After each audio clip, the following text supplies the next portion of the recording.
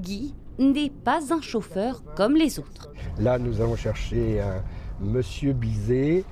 Depuis 3 ans, ce retraité a troqué sa casquette d'instituteur contre celle de conducteur bénévole. Vous allez bien? Ça va et vous? Ça s'améliore. Benoît, le bras dans l'écharpe, ne peut plus conduire. 2 fois par semaine, il doit se rendre chez son kiné. C'est plus convivial, hein. C'est vrai que là, on discute avec les gens connaissent, les chauffeurs connaissent Piégu.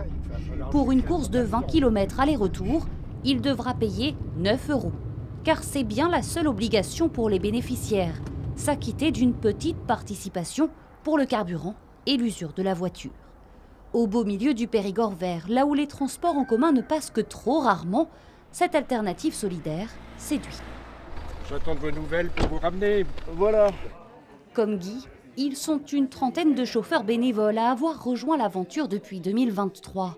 Monique, 92 ans, elle, fait partie des fidèles passagers qui profitent de ces services. Avant, je ne sortais pas. Et alors, j'aurais pas pu aller voir mon mari en EHPAD si je n'avais pas ça. Parce que comment voulez-vous que j'y aille? Je ne conduis pas. Cette initiative portée par le collectif Levim cumule déjà des kilomètres au compteur. 560 trajets et 90 voyageurs réguliers qui calent facilement leurs courses sur cette plateforme. On a beaucoup de personnes âgées qui ne sont pas forcément très familières avec le numérique, donc c'était important d'avoir un outil le plus simple possible. Et le bouche à oreille fonctionne. L'enjeu, c'était comment faire en sorte que les passagers aient confiance. Parce que quand même, on remonte dans une voiture d'un inconnu, c'est pas évident. Donc parfois on se connaît, parfois on connaît des personnes en commun, on voit de quel amour on est, et ça déjà, ça joue. Ça participe à la confiance. Chaque mois, 6 nouveaux passagers embarquent à bord de ce service.